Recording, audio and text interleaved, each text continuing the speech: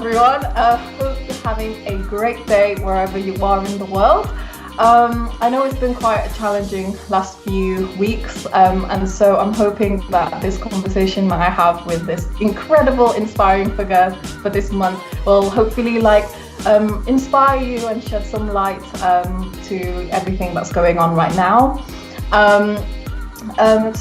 Like I said, today we're here for another inspiring sessions for inspiring figures. And so for those who don't know what Inspiring Figures is, it's a monthly column where I run on my blog, Pauline.com, about the people that you should know about. And I've done this since 2018, and over time it's obviously grown a lot, and every single time I do this I get some incredible guests to talk through their journeys and experiences and just inspire you because they're fantastic people. So for today's guest, I'm really excited to have her on board my Inspiring Figures project, because I initially followed her back when I was at university. So I used to go to the University of Sheffield, and I used to see my guest here all over Sheffield uni, and she was a big name on campus, and it was really cool to see her really be the ambassador for university. So I was also interested in the creative side of things, so seeing her and meeting her in person as well was incredible. We actually met during my graduation in 2018 by accident, even though we've been following each other on social media for a few months then, and then we met each other at the gym with no makeup. But yeah, that's a different story. So without further ado, I'd love to welcome this month's guest, Paula. Hello, Paula. It's so lovely to have you here today. How are you doing? I am good. Thank you so much for having me. You know, I've been excited for this for months, so I'm so glad to be here today. But yeah, it's just we've had this in the pipeline for months. When I decided to do a reboot of this, I was I need to get Paula in this year. She's grown so much since I first started following you, and that's why I was we need to get you involved, and just share your experiences, because you've got a lot of that. So for the people who are listening and who aren't necessarily familiar with what you do, could you just shed a bit of light on what you currently do? Okay, well, it's an interesting one, and I'm always that awkward person that they're so what do you do? And you're how long do you have? But hi everyone, I'm Paula Melissa. Essentially, I am a digital content creator. So I run a blog, I run a YouTube channel, and then my day job, I am an assistant producer at a digital learning company based in Sheffield. I also went to the University of Sheffield, but I now still live and work in Sheffield. So as a digital content creator, I also run loads of side projects and side businesses. So I do a little bit of photography, I do speaking, I run a brunch and Bible study, I have a podcast, I do several things, and recently I've been really passionate about doing and helping people with careers, CVs, LinkedIn, especially junior early careers. And yeah, that's about me in a nutshell. I absolutely love that intro, because I genuinely relate, because when people ask me, I'm just I have like you said, how much time do you have? Because I could go through a list of things I do. It's so relatable. But no, it's the surface level. Or do you want to how deep do you want to go? Exactly. And then sometimes I end up going back to when I was because my story always starts when I was 8. So I was let me take you back. You're go through the timeline. Are you ready? Have you got some water? Have you got a snack? Let's go. So relatable. It's really nice to know though, because a lot of the themes that I like to share is that going through a role or a job, it's really important, but that's not who you are. You are more than your job. You do you can do loads of different things. Your job doesn't truly define you. So it's really nice to know that you sort of live that ethos. So yeah, I'm always so interested in people's journeys, and I always try and encourage people to share them, because you really don't know who you could impact. I've shared my story so many times on my experience into tech, and a lot of people have been whoa, that's so inspiring. Thank you so much for sharing that, because I didn't even know that was a thing that you could do. So similarly, could you tell us a bit about how you became like a content creator? Where did the interest come from, and like how did it lead to what you currently do with all your different side projects? Wow, that's a big one. So kind of like Pauline, I started when I was really young on social media and online, and even before like it was like a thing. Like this when back in the day when like no one was on Twitter and it was not a thing to be on there. Totally. Or Instagram didn't exist yet, and it was just like it was so weird that I was like growing up literally online. But so I remember joining social media around 2009, 2010, but starting a blog in 2012, so 8 years ago this summer. And for some reason, I was just so sure. I was like so sure that I had something to share with the world. I don't know what I thought at like age, I don't know how old I was then, but age teenager, I was so sure that I had something amazing to share with the world. So I started this blog where I was just like documenting things, how I felt and like things that happened in school and just like what I aspired to, because I was like I've always been a very like passionate, excitable person. I always thought that there's greatness to be found. I've always been quite optimistic and bubbly. So I wanted a platform to put that on that I thought the people that would see it would actually care, as opposed to the people around me who just kept going, Paula, you're too much, calm down. And so it was a nice, like, safe space. So that's where I started. That blog is long gone. But that was the first beginning bit of it, and it just kind of evolved and spiraled where YouTube started, and I was watching YouTubers and I thought, I can talk, I can speak, let me start doing that. I started doing YouTube as well. And then it evolved into me knowing that I wanted to tell other people's stories, not just my own. So I went on to study journalism at University of Sheffield, which was like the 4 best years of my life. I loved that time. And that's where I really learned how to film, to edit, to do all the kind of creative stuff that I was kind of doing like in my room anyway. But now I had like professional cameras, and like I found out what Premiere Pro was, and it was like, ooh, cool. So that kind of evolved through that time as well. And like Pauline was saying, I did a bunch of stuff at the university, which again grew my confidence and taught me so much. So I was doing videos and like a lot of like the behind the scenes work, marketing, and that opened my eyes to like other avenues that I could go down, and it didn't have to just be journalism. And so yeah, along the way I just started picking up things, and I've always being the type of person to come with a creative idea and just want to like see how it can be done. And I never had the money, and I never had the time, and I never had like all the skills, but I was just like so sure that these ideas needed to happen. So I would just like find ways of making them happen. And that's developed to like now, at however old I am. I've literally forgotten how old I am. 23, there we go, at 23.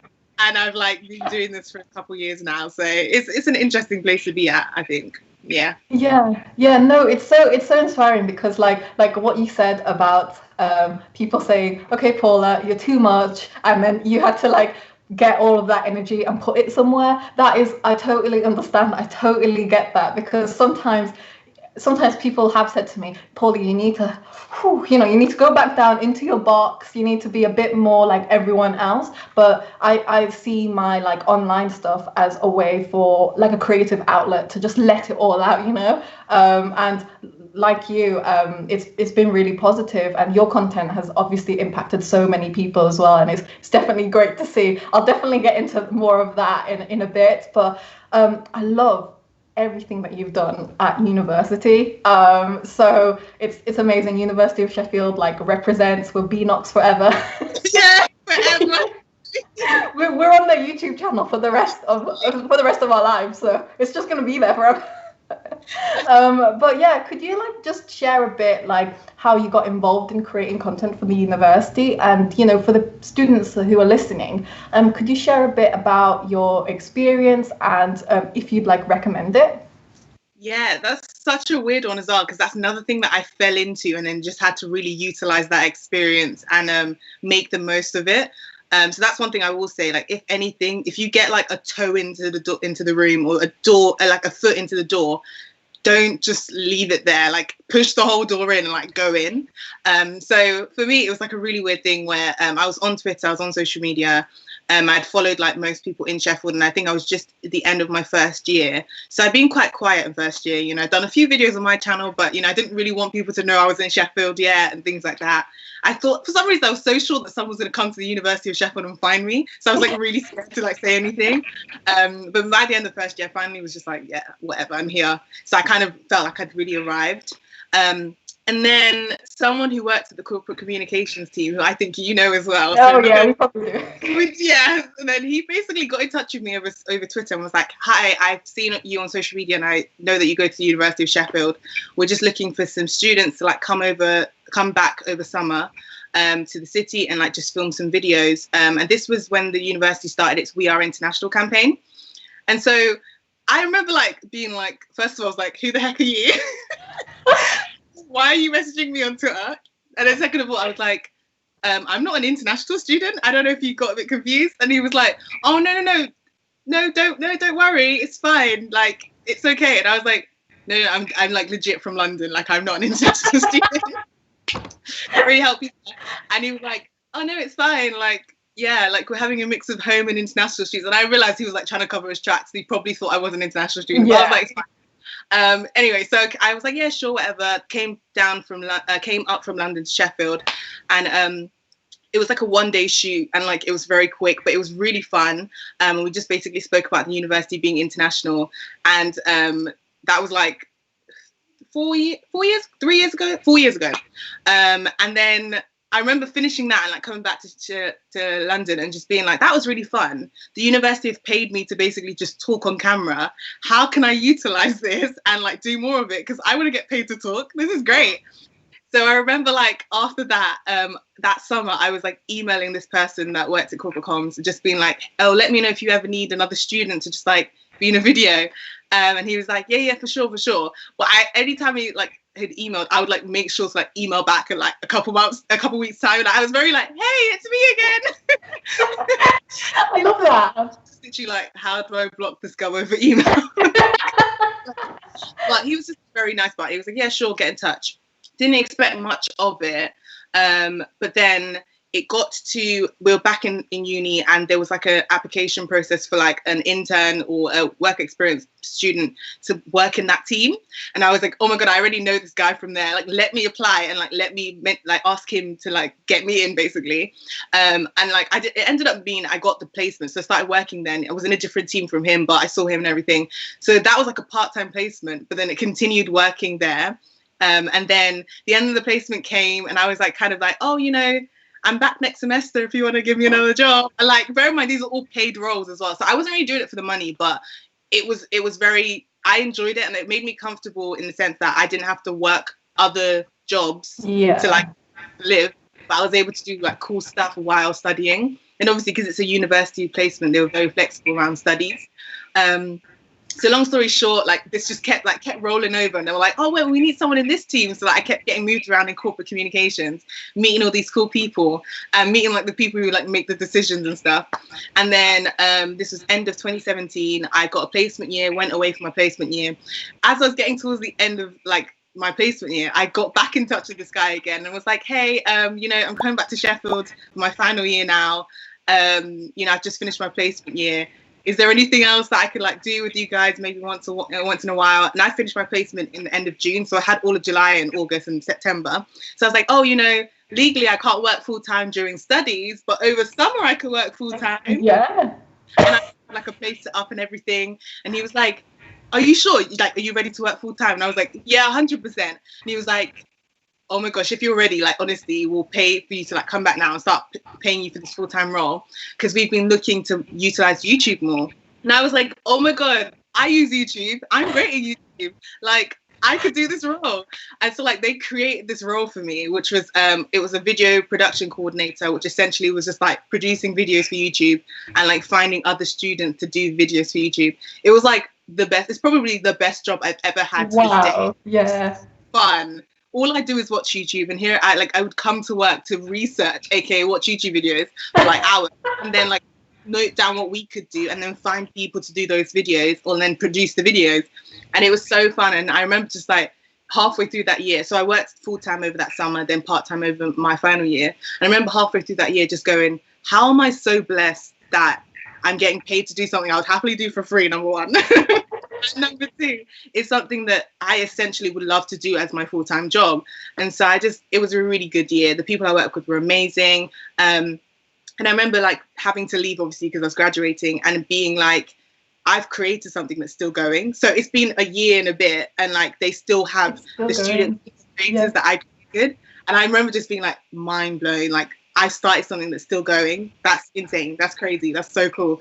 So yeah, that's like how I started doing it, and I highly recommend anyone should do it. I absolutely love that. I absolutely love that, Paula, because like basically I think you actually kickstarted that. You did kickstart it, because then after you started doing it, they actually got in touch with me to start filming videos. And then I was like, because they were saying to me, oh yeah, the YouTube, we're starting up the YouTube channel as this big project, and it's literally just linked to me that, oh my god, you were part of that. Yeah, I was that. Yeah, that's crazy, because then I like around the same time when they asked me to be like a vlogger for the YouTube for their YouTube channel, I didn't actually do a lot of like video content. I'm honestly just behind the scenes, like writing blog posts. That's what I'm good at. But then when they asked me to do that video thing, I was like, yeah, I could definitely go out of my comfort zone. And then I started falling in love with it a lot more. And yeah, like you said, when I got paid for like one day, I think it was like one day, I was gonna go to a hackathon, which I was gonna go to anyway. Right. I filmed the whole day, and then when I got paid for editing it, and then putting it together and then sending it off and uploading it to their YouTube channel, and for the thumbnail that I created for it, I was like, people get paid for this. It's amazing. And I absolutely loved it. Like, I highly recommend, if any students are watching or like listening in, definitely try and get involved. And I think there's a lot to say about your like personality, Paula. You're really persistent, and having that persistence is really important, because some people are too like worried about what the other person might think, but pushing it and seeing how far it goes is really powerful. It's definitely a skill to have. That grows obviously over time. So no, well done for that. That's amazing. So yeah, you're clearly very multi-talented, and it's been awesome to follow you on social media. And you've been like I said, you've had such a massive impact on like a lot of people who follow you, and you're definitely like inspiring us all to be our most creative selves, which is me included. Honestly, I look at your stuff and I'm just like, yes, creative head is back on. Oh, thank you. Like a two-way thing, 100%. Back and forth, yeah, I love it. So could you tell us like a bit about your like more creative ventures, outside of university? So like you have like the Faith and Food, your photography, and your podcast. So could you tell us a bit about like the inspiration in creating it, and just like a bit about them? Yeah, cool. So like I mentioned before, I've always been a person that has like creative ideas, but not necessarily the means to back them up. So one thing I have learned since starting when I was a kid or child till now is being able to execute those ideas with like minimum money, minimum time, minimum resources. Like literally, I was like one of the like last creatives to like get a Mac and to get my own laptop, get my own camera and stuff. And I remember still being able to create content even before I had those stuff. So I just remember like I've always just been in the mindset that if you have this idea, what you need to make it will be there. So that's kind of the thing with the podcast SheHH and with Faith and Food. So I'll start with SheHH. So SheHH is kind of like an interview series that I started because, like you, I love speaking to people and I love doing interviews. But then I have a very niche interest in a specific type of music, a genre of music, which is CHH, which stands for Christian hip hop. And I knew that there is a very small market for this music industry. But for me, it was more the fact that it's a very male-dominated industry, and I wanted to talk to the women that would like creating music and like writing music and doing the production and stuff. So, and I knew that they weren't all in the UK, so I couldn't actually go around with my camera, because my thing, especially last year, was I would literally like get on a coach or get on a train and go to somewhere and like film someone, come back home, edit that up and put that on my channel. But then obviously half these people are in the US or in New Zealand. So I wasn't like, my budget doesn't fly that far. So I knew that I kind of had to like do these like remote interviews, which funny enough is like all we do now in like. Yeah, anyway, exactly. We set the trend. I know, I set trends. This was like a year ago. What? Oh, hopefully like for a better thing, like not like being forced to do stuff remotely. But anyway, so I started doing these like audio interviews, just recording them literally from like my Mac, like calling people on my phone. No, yeah, calling them like on like FaceTime audio and like recording it on my phone and then like backwards audio, like editing the audio.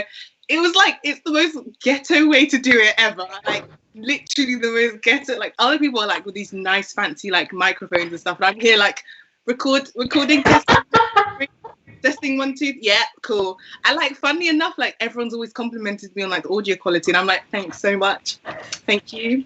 It always cracks me up. But yeah, like I just knew I wanted to do this, and I didn't have all the resources, but I was going to make a way. So started the interview series, started speaking to people, and it's been really good. I've had like women from the UK, from Nigeria, from New Zealand, from America, all in this one series, which is about to finish, and I'm thinking about doing series 2.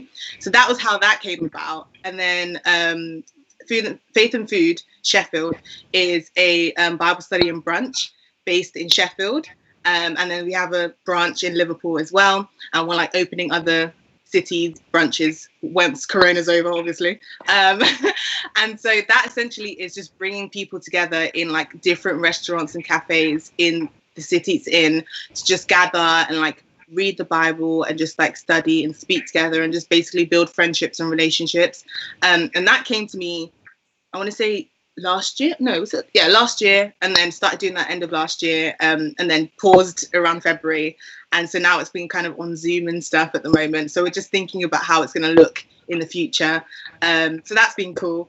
And yeah, that's another thing that kind of spread through social media, because again, I didn't know everyone, but like people saw it online and were like, oh, this is cool. And I'm in Sheffield and I want a community, and this is like a ready-made community. So, and people, as you know, people are attracted to community, they're attracted to friendship and the idea of building friendship. So that was really, yeah.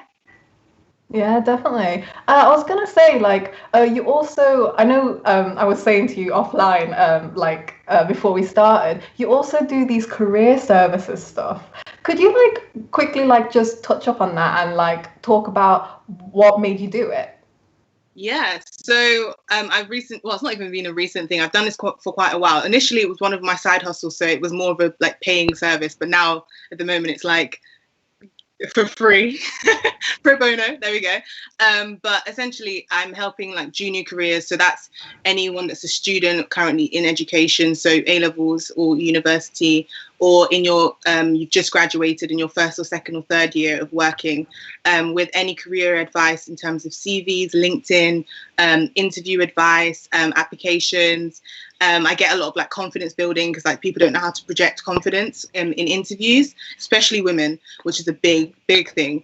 And then also just like speaking about yourself in a confident way, knowing how to do networking events and not just being that awkward person in the corner on your phone, things like that, things that I've just basically learned by accident on the way, and hopefully passing that on. And then also I did my placement year. I mentioned I did a placement year. I worked at the Body Shop International in the recruitment team, in the HR digital recruitment team. And that was like an accidental role. Like I remember basically I was going for a digital marketing role, got the digital marketing role, and then like last minute in the interview, the lady was like, you've got the role, but like we've got this other role that's like a digital recruitment role, where it's kind of like a weird mix of like creating content plus like a bit of recruitment. And I didn't even know what like the word recruitment meant. I was like, okay. And then they were like, would you like that? And for some reason I said yes. So I was like, I ended up in this like recruitment role. And like remember being there first day and they were like, yeah, you're part of the HR team. And I was like, I don't even like people. I was like, why am I here?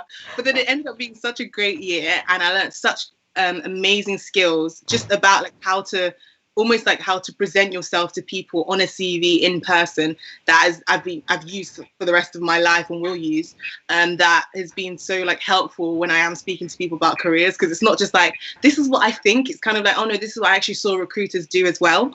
So that's been cool, and that's kind of why I've now started passing that on to people our age and younger, just so that people feel confident and a bit more like secure about going for jobs. They're not just panicked and don't believe they're not worth that skill or that worth that job. So yeah, that's why I've been doing that. I absolutely love that, Paula. You really like I said before, your content that you put out there, you're genuinely putting out like value to other people, and it's just so lovely to see. It's honestly like thank you for everything you do.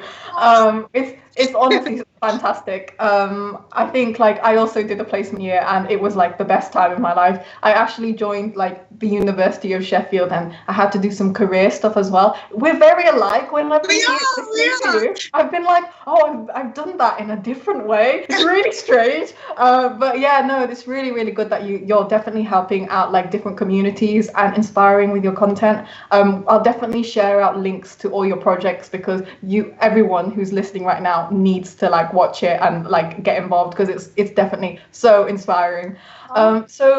Being a content creator and having that like creative space to create is something that a lot of people want to do. Like a lot of people like DM me and they're like, how can I get started? I'm too scared to put myself out there. And a lot of people actually say like that they're too scared to put themselves out there. They're scared of seeming too much. And I'm sure that we can both like relate to that, or being like over the top. So like, what are your thoughts around this? And do you have any like... So like, it was like, so my name is Paula. It was under Paula Paysetter for a long time, because I didn't want anyone I knew to see it. And then somehow like someone from school found it and they shared it around, and I was like dying. I was like, no, out there. Yeah, that's when I was like, yeah, no, people are gonna find it. So the internet's big, but it's not that big. Like they if they want to find stuff, they will. And I knew that if I was proud of what I was putting out there, I shouldn't be ashamed of people seeing it. So it worked in twofold. It made me more careful about what I said. I didn't censor myself, but I had to be careful about the way I said things, because I had, like, you might have had this as well, because we were really early online. I've had things kind of bite me in the bum and come back to me, and I'm like, shouldn't have said it like that. This is actually what I meant. And like, there are some videos that I've not allowed myself to delete, but I've put them on private so that I can watch them and remember like how silly I was and how that shouldn't have been said like that. Because there were no rules when we started this. There was no way of saying, this is how you say it. And like, in case this reaches this amount of people, or, you know, this is actually not what you mean, say it clearly. So I just kind of like was winging it.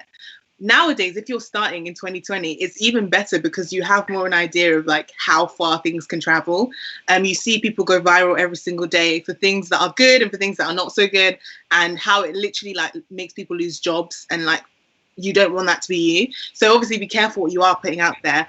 But I'm always of the mind and of the belief that if what you are putting out there is of value, and if you like it, if it's content you would watch or you would read, then it actually doesn't matter what anyone else thinks. That's just the way I see things. And obviously I wasn't like that before. I was very like, oh my God, please don't even make eye contact. But now I'm like I enjoy my own videos. I enjoy the content I write on my blog. And I, like you said, I hope I'm putting value out there. So if you do read it and you don't like it, or you take offense to it, it's not my fault and it's not my problem. And so you have to be a bit more like, if you are ready to like put yourself out there online, you have to be ready to have like a tougher skin, because people will say, oh, you're doing too much, and when do you rest, and you're just showing off, and this and that. None of my business. It's none of my business. Okay, when I rest is none of your business, and when I choose to stop is also none of your business. And it just took me a while to get there, but if you are there, it's the perfect time to start stuff, because you're ready. You're ready. Some of us have to learn it the hard way. Yeah. So, yeah. That's totally right, Paula. Because like I'm exactly the same. People have said to me, "I think you're too much." Someone once said to me actually that I took offense to for a very long time, and it sometimes haunts me. But then I'm like, whatever. But like someone once said to me, when you're writing and publishing.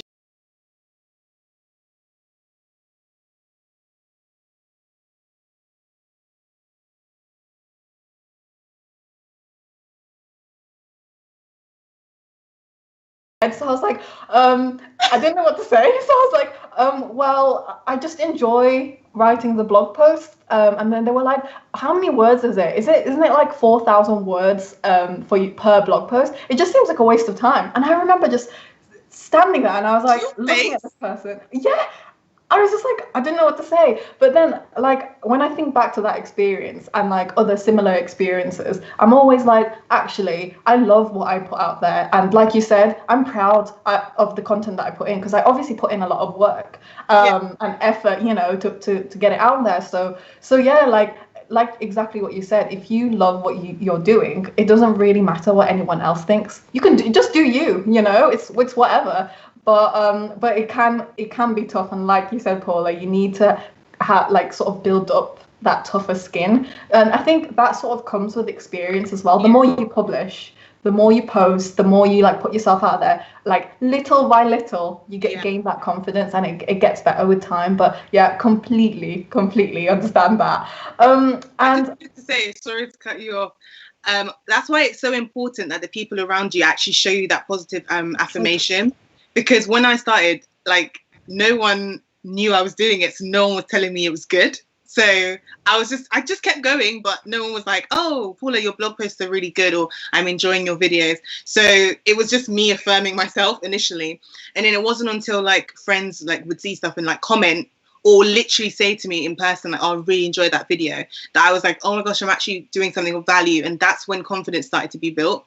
But if you don't have people retweeting you or actually commenting and saying this was really good, it can be tough sometimes, because you just feel like you're just shouting, there's no one in the room. But it's important to at least first of all think, okay, this is good. And then if you know you are that person around someone else starting something new, share their stuff, you know, post it and repost it and say, I'm proud of you, sis, and stuff like that. Like these are little things that are just ways of building other people up, and that just build you up as well. So yeah. I love that point, because we do need that like community. We need to like help each other and lift each other up, especially like creators alike. So yeah, that's so true. Thank you so much for sharing that. So for my like one of my final questions, actually it might have to be my final question, just because I'm looking at the time. This has gone so quickly, by the way, quickly. It's crazy. How do you balance your full-time job with your creative pursuits? This is like a question I'm always like thinking and like asking other creators, because I just want to know how they do it. I mean, I have my own methods, but I'm curious what other people, how they balance it. So yeah, honestly, because I was going to ask you, how do you do the same? But yeah, no, I get this question a lot, and it always makes me laugh, because I'm like, I just live. Like, it's so normal to me. I'm like, I just live. But honestly, I'm a crazy disciplined person, like crazy disciplined. I remember I was telling someone that I plan things in advance, way in advance, and you can't just message me today and be like, hey, can we do this? I think it's really rude.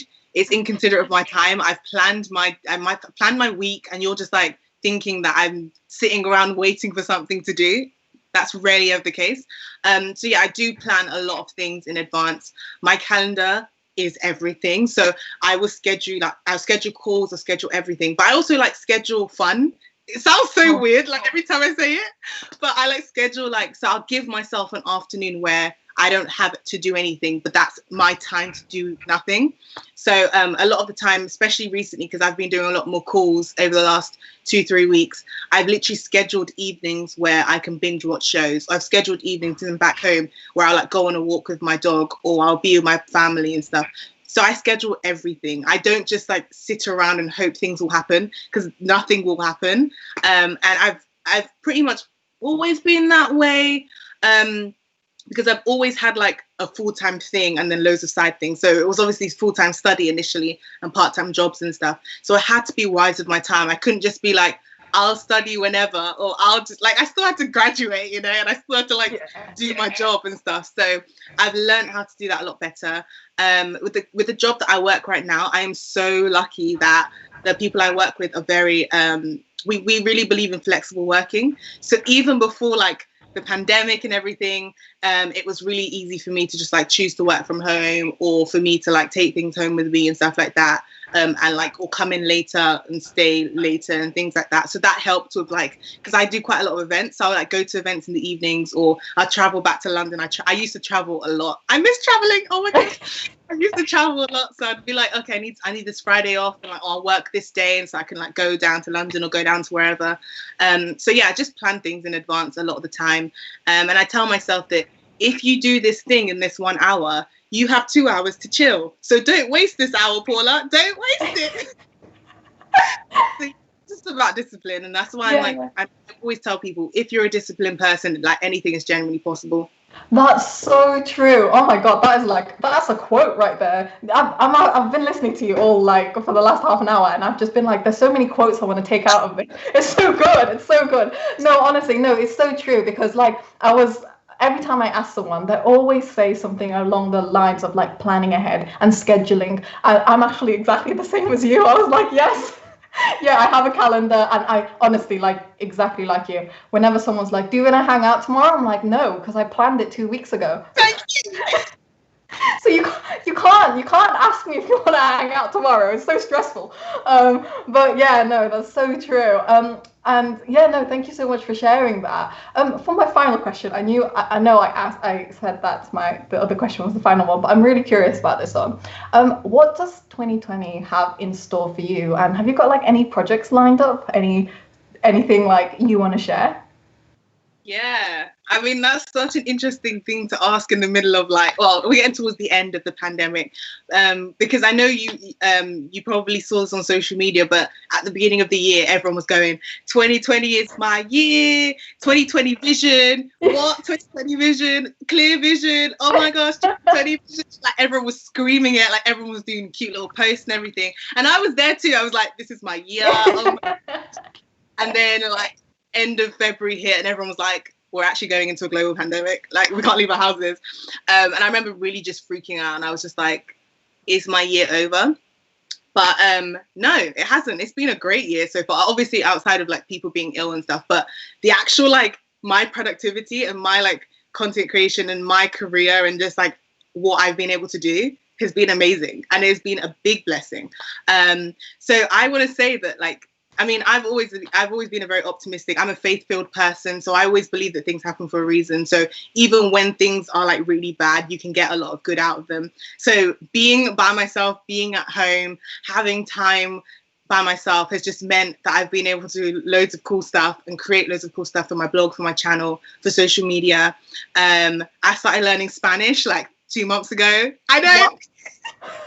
I love that. Yes. Amazing. I fell in love with the language. It's such a beautiful language, and I'm obsessed. And like, I now watch shows in Spanish. I like read the Bible in Spanish. I listen to Spanish music. It's amazing. I love it. So yeah, that's one thing. But this year, I think, is still going to be a year of just like growth, and a year of just really developing myself and developing my foundation.